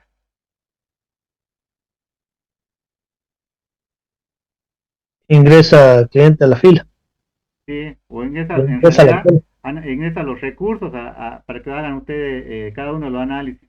El, el, ingresa eh, ingresa los recursos para que sean atendidos por cada uno de esos semáforos. ¿No? Si yo tengo 3 boleterías que hacen la atención para la venta de entrada, digamos, ¿cuántos semáforos voy a tener? Si tengo 3 boleterías, Bien, ¿ah? 3. 3, uno por cada boletería.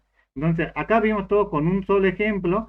¿Y cuál sería la diferencia para plantear el semáforo con N recursos disponibles? En vez de tener un solo semáforo, como yo tenía en este caso, ¿cuántos semáforos de acceso va a hacer? ¿Cuántos semáforos debería tener? Es como que en vez de tener un solo estacionamiento, tengo 3 estacionamientos, o tengo 4 estacionamientos. ¿Cuántos semáforos voy a tener que tener si tengo 4 estacionamientos? 4. 4 4. o N. Entonces, espera y señal se diseñan para que se impida el acceso al recurso protegido por el semáforo. Se obtiene un recurso. Cuando se obtiene el recurso, el semáforo se decrementa y se incrementa 1 cuando se libera, que es lo que ya habíamos visto. Tenemos lo mismo. Fíjense, inicializa S el semáforo binario, B es un entero, digamos. Acá ya no es 0 o 1. Tengo el wait y tengo el signal, ¿no? Entonces, ¿cuál es el tratamiento especial que tienen que tener? Porque este era el ejemplo de productor-consumidor con un solo semáforo. Si yo tuviera N semáforo, a ver, la cuenta al revés. Si yo tuviera N recursos que cuidar, ¿cuántos semáforos debería tener? N. N. O sea que el productor consumidor, ya sea para un semáforo, que es el binario, digamos, o para N, en realidad acá lo único que voy a hacer, en vez de tener acceso buffer, si yo tuviera 4, le pondría acceso buffer entre corchete 4, no lleno entre corchete 4 y no vacío entre corchete 4, digamos, que lo que me indicaría que si no tengo uno solo, sino que voy a tener N, o en este caso sería 4 recursos que son los que yo tengo que sincronizar en este caso. ¿Estábamos, chicos, hasta aquí? Ah, sí. En programación orientada a objeto, el producto consumidor lo podríamos establecer como un objeto, va dentro de un objeto como inversión de dependencia y cada junto con un semáforo. Sí, sí, ¿Me sí. explico? Y como lo vamos a ver, Y la cada única vez, diferencia que van a tener es que el wait y el signal conviene por norma de programación que estén separados, digamos, no conviene dejarlo en el mismo proceso, digamos, sino que conviene que estén separados, pero sí, es como vos decís. yo creía que esto se entendería más con programación orientada a objeto que con procesos como Pascal, En realidad es lo porque mismo, está es lo mismo, ya está muy aislado. ¿ah? No es que lo veo muy aislado los datos de formación de vista. Bueno, Bueno, pero la idea es que, fíjense, no iban, este juego no es solamente algún ejercicio así sencillo con pseudocódigo o muy básico así con Java, y ya la semana que viene cuando veamos semáforos, digamos, ya van a aplicar casos reales con semáforos o con el método de concurrencia que veamos, digamos. Ahora, esto que están viendo, digamos, este es como el ABC, digamos, este apunte debe tener 20 o 25 años, digamos, lo estamos sacando, digamos, y después, pero fíjate que a partir de eso, todos estos conceptos, digamos, son los que se siguen utilizando, porque igual vos vas a resolver ahora las simulaciones que te pidamos, igual lo van a resolver con productor consumidor, aplicando algunas técnicas que ustedes vean que les conviene. ¿Estamos? Igual por eso le digo, tómalo con pinzas porque seguramente la práctica ya van a ver que la práctica es más sencilla de este tema de lo que es la teoría, digamos. Y cuando veamos la práctica de la semana que viene, cuando ya empecemos a ver el tema de cómo implementarlo con hilo o cómo implementarlo con los semáforos, digamos, ahí va a estar es mucho más práctico, mucho más sencillo de ver, digamos. Pero ahora sí tienen que tratar de entender cuál era el concepto, digamos. ¿Por qué aparece esta teoría de productor-consumidor? Tiene que haber algo. ¿Por qué aparece? ¿O es solamente para amargarle la vida?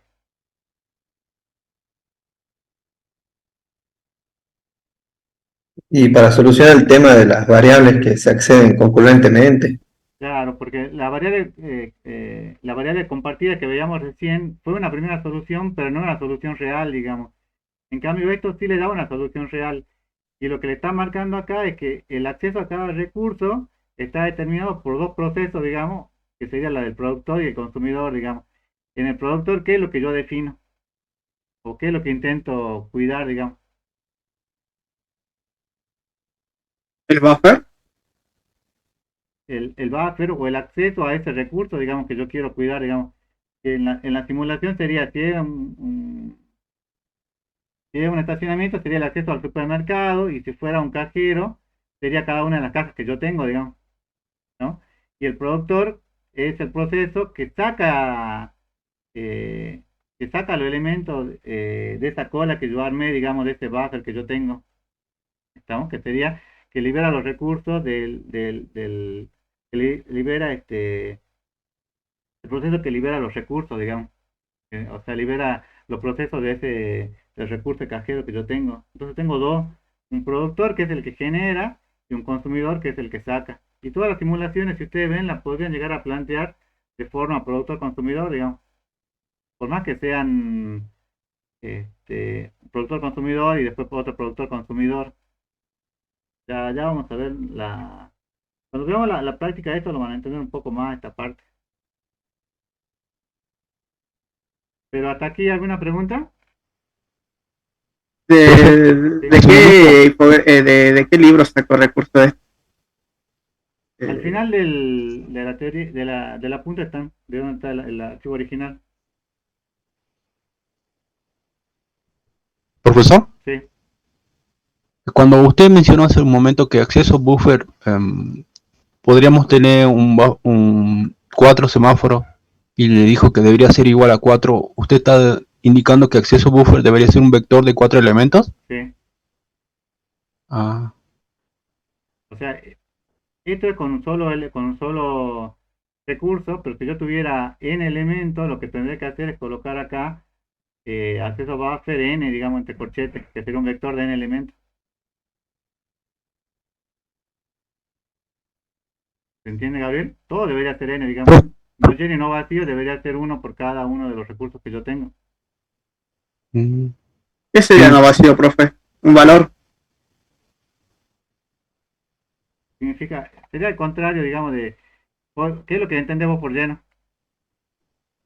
No, pero me refiero a qué tipo de dato es. ¿Un proceso, un entero, Que es un un semáforo, booleano? un booleano en este caso, porque es un semáforo que en este caso vale 0 o 1. ¿Esa Ahora, notación es que lo trae de un semáforo o que son de tipo semáforo? Esa parte no entiende. que esto es de tipo semáforo, O sea, acceso buffer, no lleno y no vacío son del mismo tipo. sí, de tipo semáforo. Un semáforo binario, ¿qué valores puede llegar a tomar? Ay, no, ya, porque El semáforo binario, ¿qué valores puede llegar a tomar?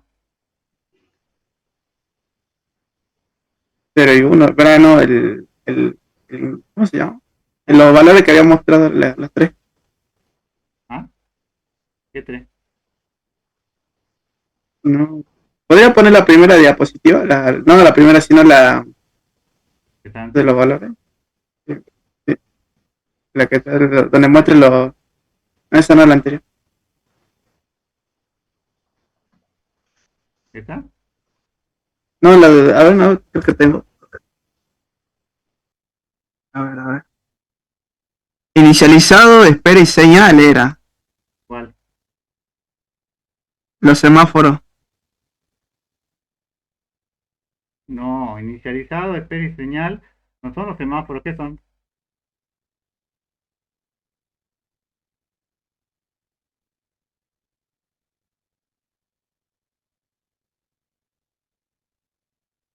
Inicializar, espera y señal, ¿qué son?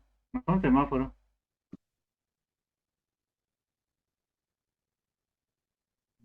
Son las operaciones, profe, que se puede hacer con el semáforo. Son operaciones que se puede hacer con el semáforo. Lo que yo coloco acá adentro es un semáforo binario para inicializar.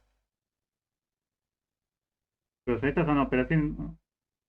Estas son las operaciones, digamos. Las operaciones son los métodos, ¿no? Y adentro mando ese. Ese es el semáforo binario, digamos. Ahora, si yo tuviera n recursos y yo quiero inicializar todos los semáforos, ¿qué haría? ¿Haría de vuelta el inicializar con un semáforo binario? ¿Con un único semáforo binario o haría un vector de semáforo?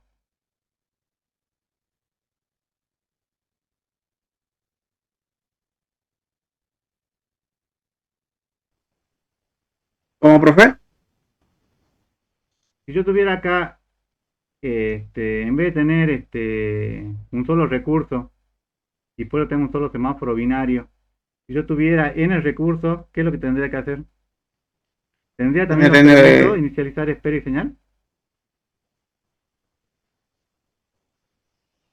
no, tendría que ser un señal. ¿Tendría que ser qué? Sí, porque lo que hace es cambiar el valor de un semáforo a la señal. Sí, sí, pero ¿tendría un semáforo binario o no sería binario? ¿O sería binario o sería un vector de semáforo binario? Sería un vector de un vector. Un vector de semáforo binario. Y haría el mismo tratamiento, digamos, con la única diferencia que en vez de tener un recurso, tendría n recursos, digamos, pero los métodos igual serían inicializar, espera y señal. No habría diferencia. Y acá cuando voy a implementar el, el productor consumidor, digamos, este es el ejemplo clásico, productor consumidor. Acá, ¿cuántos recursos tengo?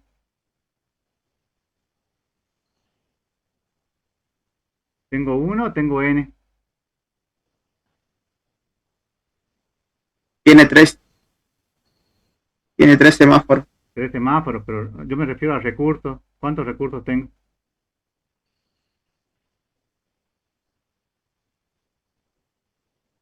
N.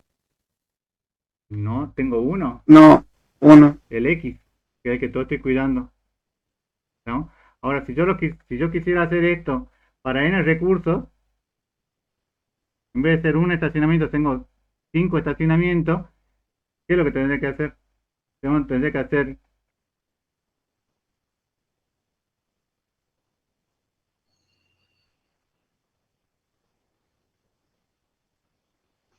acá sería acceso buffer, no lleno y no vacío, uno solo para manejar los 5 recursos, o sería un vector para cada uno de ellos. Un vector. Un vector. Entonces todo lo manejaría como si fuera un vector, ¿no? Porque es más fácil, es mucho más fácil manejarlo de esta forma. Entonces lo que ustedes tienen que darse cuenta solamente es que la teoría productor-consumidor es que lo que le dice es que todo problema se puede resolver de la forma, todo problema de sincronización se puede resolver aplicando el algoritmo productor-consumidor, donde hay un productor que es el que genera el acceso al recurso y un productor que es el que lo saca, digamos.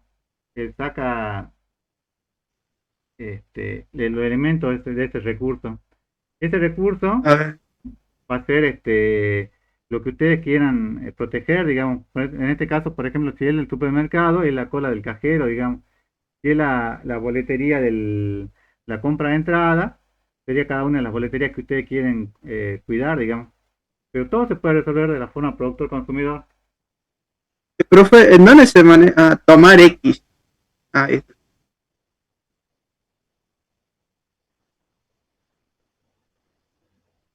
Eh, bueno, ¿alguna pregunta? no, porque no, que estoy ¿Ah? tratando de entender. A ver, entonces son semáforos, esos son los procesos de los semáforos. Eh, no, los roles de productor y consumidor, no, a ver.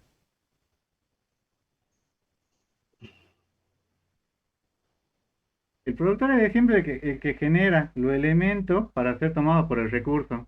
En este caso el recurso es X, digamos, que sería un valor, digamos, pero el recurso podría ser el cajero que te atiende en el supermercado, digamos. Entonces, A ver, hagámoslo un poquito más simple. Por ejemplo, el acceso a un archivo de texto. A ver, ¿quién sería el productor? esa era la pregunta: ¿quién sería el productor y el consumidor? Y el proceso que te genera, ya sea el acceso o la escritura o grabación, digamos, sería el productor, digamos. Y cuando termine ese proceso de hacer la lectura o la grabación, sería el consumidor, digamos, porque ya terminó y lo libera el recurso. El productor siempre es el que genera, digamos, y el que genera elementos para ser atendidos por ese recurso, y el consumidor es el que lo saca.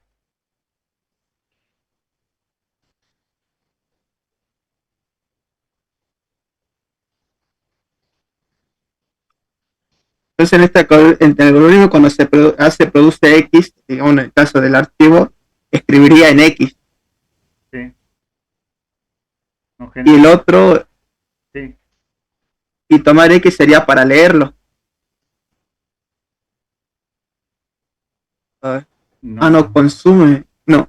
No, pero ahí te confunde porque en realidad el que vos estás marcando es el acceso cuando vos decís el acceso a un archivo, ya sea para lectura o escritura, sería el productor, digamos, porque vos querés acceder a ese archivo. Y el consumidor sería cuando termina ese proceso de lectura o de escritura. No es que, El, cons no es el que, consumidor, el que libera el archivo. claro, el que libera los elementos para de ese recurso. En el supermercado el que libera la atención, digamos, de ese cajero. ¿Qué sería entonces tomar y consume X en este ejemplo? Ahí en el ejemplo del archivo, produce X sería, digamos, con el ejemplo de escritura, escribe en el archivo X, Sí, luego cambia, espera acceso buffer. termina, y ahí voy a terminar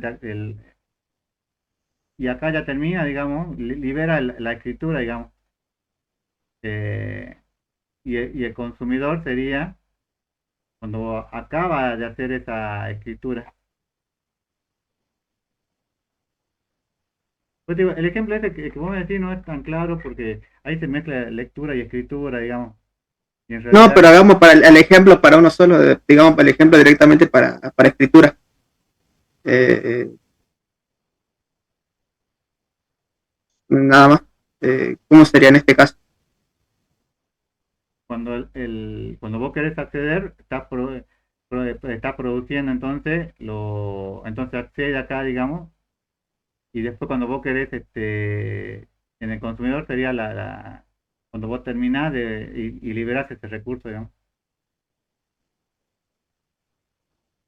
Pues digo, A ver, en este ejemplo no es claro, el mejor es el ejemplo del supermercado, que en el productor vos generás los clientes y los pones en los encuadrados, digamos, y el consumidor sería el que saca a los clientes de ese recurso. Entonces uno produce, que cuando vos vas generando los clientes, y el consumidor es el que lo va sacando, digamos.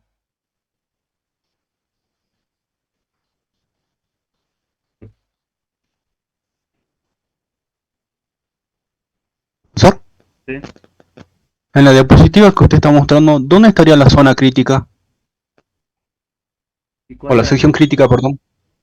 cuál es la región crítica? ¿Cuál es la primera? ¿Cuál es la variable crítica? X. X. Entonces fíjate que vos acá tenés espera acceso buffer y después tenés signal acceso buffer. ¿Lo ves? Sí. Bueno, esa parte es toda tu región crítica, digamos, porque todo el código que está adentro es lo que no permití que se repita. Y que no permití es poner X, es lo que está marcando aquí. Fíjense fíjate en el consumidor, tenés cuál sería tu región crítica, lo que está dentro de qué semáforo.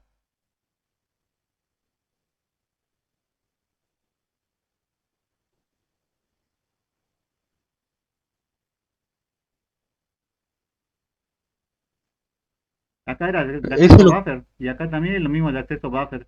Todo lo que está dentro de acceso buffer es lo que está marcando ahí mi región crítica, digamos. Y el X, habíamos dicho que era el recurso, digamos. Entonces en este caso, fíjate, poner X sería lo que vos estás definiendo que no se tiene que escribir, digamos, lo que no se puede, no puede uno poner y el otro tomar al mismo tiempo, digamos. ¿Entendés? El acceso buffer es lo que te define tu región crítica para este caso en particular, para cada uno de los procesos. profe, usted hace un momento había dicho que no era recomendable poner espera y señal en el mismo, No, que no es este, recomendable, digamos, por eso es que el espera, conviene que tengamos en cuenta el productor y el espera en un procedimiento y el productor señal en otro procedimiento, digamos. Este o es sea que el consumidor debería tener la instrucción señal Access Buffer. No, no, no. Lo que debería tener, pero lo que yo digo es que acá debería haber como dos productores, digamos, un productor que produce y otro que hace que produce, que hace el acceso al buffer y otro que hace el signal del acceso buffer en dos procedimientos distintos. Y el consumidor también debería tener dos procedimientos, uno que sea el acceso al buffer y otro que haga el signal del acceso al buffer. ¿Entendés? No mezclar todo el while y el signal del productor en uno solo, digamos, y el while y el signal del consumidor en un solo proceso. Sí, profe. Está puesto acá porque está sacado un ejemplo en el libro para que sea más sencillo, digamos, pero no debería ser así, digamos. Igual ya cuando veamos un ejemplo completo, ya van a ver que van a estar en procedimientos distintos.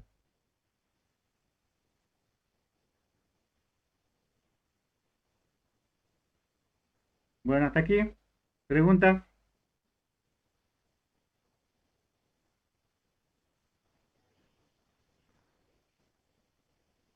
Bueno, sigamos.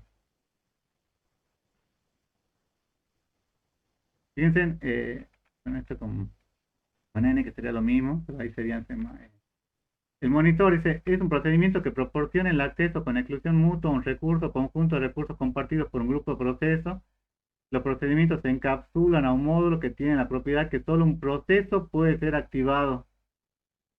Este, entonces yo lo que creo es una valla en la cual muchos procesos pueden querer entrar en distinto instante, en distinto instante de tiempo, pero solo se permite entrar un proceso a cada vez.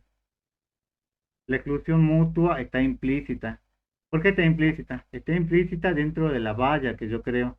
Fíjense que acá lo que le dice los monitores no proporcionan por sí mismos un mecanismo para sincronizar tareas y se utilizan señales o variables de condición para sincronizar los procesos, que son esta variable de condición.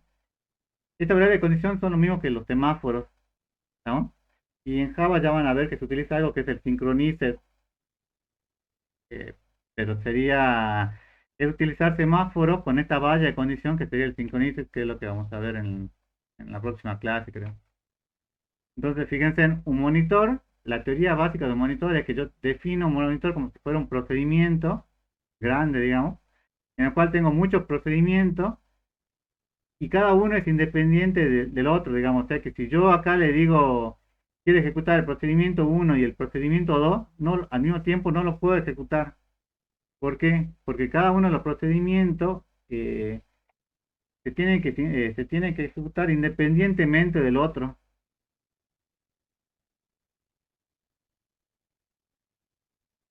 Por ejemplo, si yo tuviera acá lo que veíamos recién del productor-consumidor, acá si tuviera el procedimiento productor y acá el procedimiento consumidor, ninguno de los dos necesitaría que se ejecute concurrente, que yo le indique, digamos, porque están dentro del monitor y al estar dentro del monitor, la concurrencia ya está implícita, todos los procedimientos se pueden ejecutar, se deben ejecutar independientemente, digamos. O sea, ningún procedimiento se puede ejecutar al mismo, dentro del monitor se puede ejecutar al mismo tiempo. ¿Se entiende esto, chicos? Fíjense que el procedimiento en realidad es una mejora de lo que es el semáforo, porque en el procedimiento, perdón, el monitor es una mejora de lo que es el semáforo, porque el monitor ya implícitamente todos los procedimientos que están dentro de ese semáforo no se pueden ejecutar concurrentemente. O sea, si yo tengo acá el 1, el 2 y el 3, siempre se ejecuta el uno primero y después el otro, porque yo los puse como procedimientos dentro de ese monitor. ¿No? Esto es si yo lo quiero manejar a nivel de procedimiento. Ahora, llega un punto en el cual esto no es suficiente, digamos, y yo tengo que tener esta variable de condición, que eran los semáforos que yo había definido, digamos, y lo utilizo para manejar los procedimientos dentro del semáforo. ¿Se entiende o no, chicos? Me quedé sin... Jesús Rodríguez.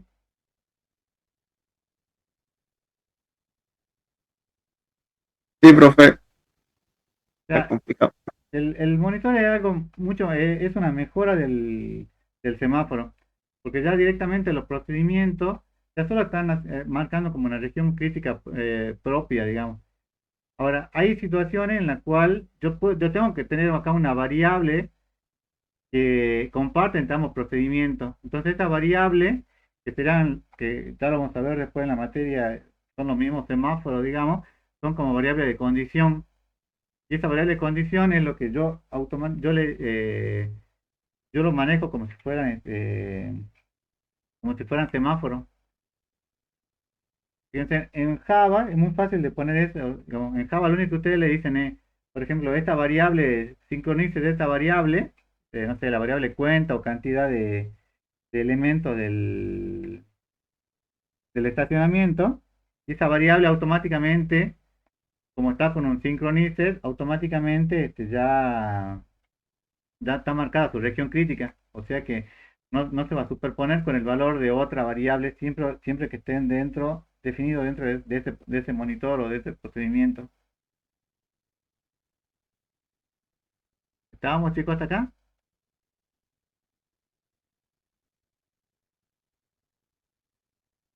A ver, sigamos. Fíjense, los mensajes dice que son la solución al problema de la concurrencia que integra la sincronización y la comunicación entre ellos y resulta adecuado tanto para los sistemas centralizados como distribuidos. Los mensajes dice que necesitan siempre de un proceso emisor y de uno receptor, así como de información que debe intercambiarse para operaciones básicas. Entonces siempre tenemos, en los mensajes tenemos alguien que envía el mensaje y alguien que recibe el mensaje, ¿no? Entonces, eh, los monitores, la forma que existe, digamos, en la sincronización para saber qué es lo que se tiene que pasar mediante un procedimiento o mediante un método a otro, de una clase a otra clase. Entonces, la implementación depende del modo de nombrar los procesos, del modelo de sincronización que vayamos a utilizar y del almacenamiento y estructura del mensaje, aunque es lo que queremos guardar. Entonces, para la sincronización de procesos puede ser síncrona. Síncrona dice que el proceso que envía solo prosigue su tarea cuando el mensaje ha sido recibido. Entonces, fíjense en este ejemplo, digamos, yo tengo acá una clase que tiene este método que le envía a otra clase un mensaje, digamos, y es síncrona. Entonces le dice que el proceso que envía prosigue su tarea cuando el mensaje ha sido recibido. ¿Qué significa eso entonces? Y cuando envía el mensaje, el proceso se va a espera. ¿Se va a esperar o no? O termina, o ya cuando acá lo recibe, ya finaliza. Pues yo tengo que esperar acá la devolución y que me diga que el proceso ha sido correctamente devuelto. Que recibió Tienen el que esperar la devolución. No. Fíjense, la síncrona dice que el proceso envía el mensaje, sigue esa ejecución y preocuparse si el mensaje se recibe o no. Acá es lo que voy a decir, digamos. Va. Acá es cuando te envía el mensaje y no importa si se recibió o no, digamos. E invocación remota, dice, solo prosigue esa ejecución cuando ha recibido una respuesta del receptor, el emisor y el receptor ejecutan sincronamente un segmento de código. ¿No? Por ejemplo, cuando yo envío un mail, ¿cómo sería el envío del mail?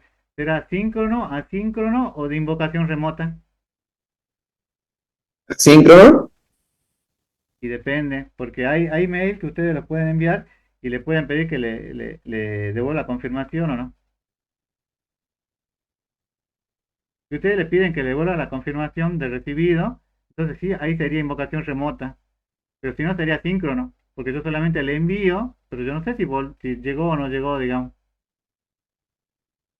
Si yo hago un procedimiento que, por ejemplo, yo mando un descuento a un banco, ¿cómo será ese procedimiento? O sea, tengo una clase que es, no sé, un método que es generar descuento y le digo, no sé, que a José Farfán se le haga un descuento, no sé, de, de 1.000 pesos para la tarjeta Visa. ¿Eso será síncrono o será asíncrono o de invocación remota? Es importante que yo reciba la devolución de que el mensaje se recibió correctamente.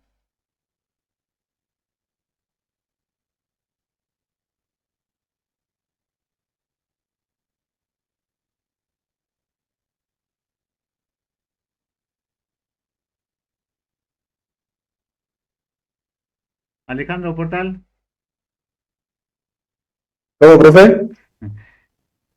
En el caso este que yo mando un descuento con una tarjeta de crédito a un banco, ¿tengo que recibir confirmación o no tengo que recibir confirmación?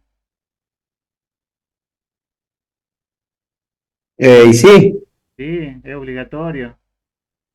Ahora, cuando vos le hablabas a una persona y esa persona no te presta atención, digamos, ¿cómo será? ¿Síncrono, asíncrono o de invocación remota?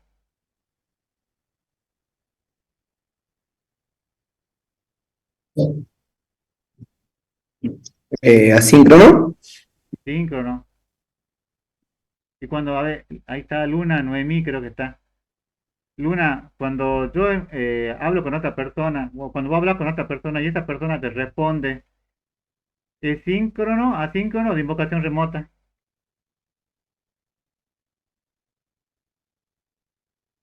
¿Es invocación remota? Invocación remota, ¿por qué? Porque esa persona te está confirmando que recibió ese mensaje y entonces hay una interacción ahí, ¿no? Entonces, muchas veces cuesta distinguir a veces cuándo es síncrono o cuándo es de invocación remota, digamos. Un ejemplo de asíncrono, ¿cuál sería, por ejemplo?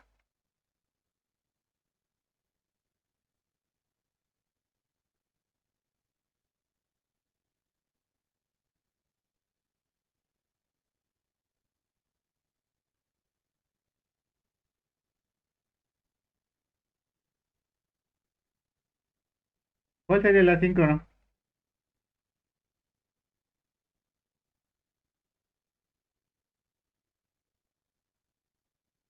Alarcón, Marilyn, Antonella, ¿ah?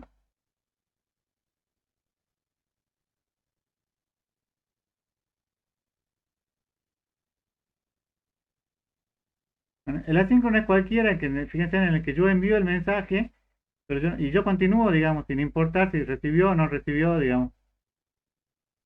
El síncrono es cuando yo envío el mensaje y solo prosigue si la tarea con el mensaje, y cuando una vez que ya lo recibe, que ya lo envió, entonces ahí ya terminó, digamos. Y la invocación remota es cuando le envía una confirmación, digamos, hay una comunicación ahí entre entre entre el que envía y el que recibe. Le está confirmando que se recibió ese mensaje. Entonces, hay tres tipos de envío de mensaje que son asíncrono, asíncrono o de invocación remota. ¿Se entiende, chicos?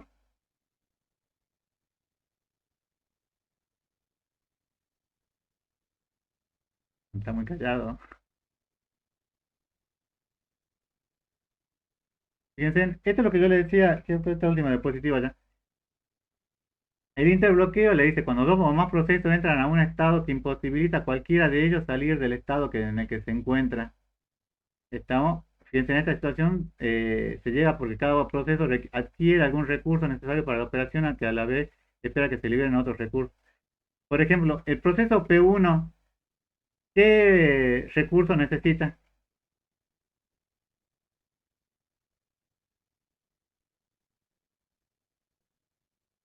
Para que se ejecute el proceso P1 acá, ¿qué recursos necesita? R2 Pero no solo R2, ¿qué otro recurso Y necesita? R1. Y R1. y R1. ¿Pero de cuál recurso dispone? De Solo R1. De R1 nada más. ¿Y el proceso P2, qué recurso necesita? R1 y tiene ya R2. asignado R2. Y ya tiene asignado R2, pero necesita el recurso 1. ¿Por qué se le llama interbloqueo? Algunos le llaman abrazo mortal.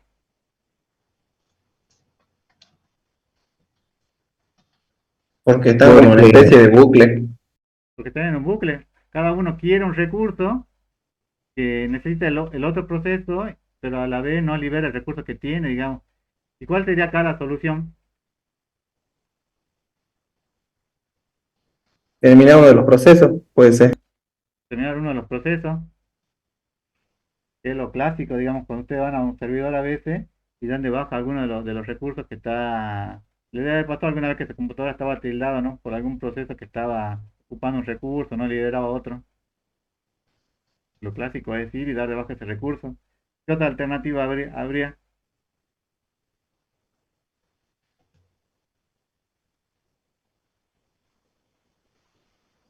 ¿Se le podría dar prioridad a un recurso, a un proceso sobre otro o no? Y que se termine de ejecutar uno y después que se ejecute el otro. Bueno, esto se dice fácil, se ve fácil acá en el dibujito, pero es complicado de implementar, digamos, porque ¿cómo saben ustedes cuál proceso tiene prioridad sobre qué otro proceso? ¿No? Supongo que ustedes le agarran acá el proceso 1, que era una liquidación de sueldo, y no sé, esa liquidación de sueldo tardó 12 horas. Y después acá llega el proceso 2 que quiere imprimir una hoja y tiene bloqueado acá el proceso 1. ¿Cuál creen que tiene prioridad? Y acá al proceso 1, que es la liquidación de sueldo, le falta, no sé, 3 minutos, y al proceso 2 es solamente imprimir una hoja que le va a llevar un minuto. ¿Cuál tiene prioridad? ¿Cuál debería terminar primero? El de imprimir una hoja. Y es que es complicado, ¿eh? Vos vas a dar de baja el proceso 1, que es el de, el de liquidar los sueldos a las 12 horas y empezar de vuelta para imprimir esta hoja. Profe, ¿no lo puedo mandar al estado suspendido? Sí, sí, sí. Bueno, este juego, digamos, es lo que van a tratar de evitar, digamos, si alguna vez se le tira la computadora cuando hagan alguna simulación, es porque puede ser que algún recurso se dé este interbloqueo, deadlock o abrazo mortal. Bueno, se puede dar con más de un proceso, ¿no? Acá lo tenemos con dos, pero podrían ser tres o cuatro más, digamos. Con uno solo no, digamos. ¿Por qué se le llama también abrazo mortal?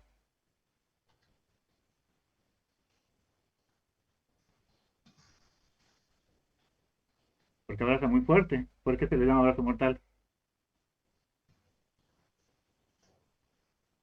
¿No se suelta? Porque no suelta, digamos, ninguno quiere soltar los recursos, entonces los procesos se encuentran trabados, ¿no? En algunos servidores, no sé, yo trabajé con algunos como Nobel, por ejemplo, uno podía ver todos los recursos y entonces miraba cuál era el recurso que estaba dando problema y lo daba de baja desde el servidor, digamos, no tenía que entrar a la máquina, a la PC que estaba lanzando, digamos. ya eso en un sistema de servidores, digamos. Y la bibliografía recomendada, bueno, yo me fijé si está actualizada todavía, pero esta de concurrencia versus paralelismo, que era lo primero que vimos, la sincronización basada en memoria compartida, regiones críticas, y programación concurrente de la UBA, que fíjense, este es un apunte, creo que, no sé si viejo, pero ya es del 2006 y tiene un par de años, digamos. Pero está bueno porque a partir de este concepto de semáforos, monitores, digamos,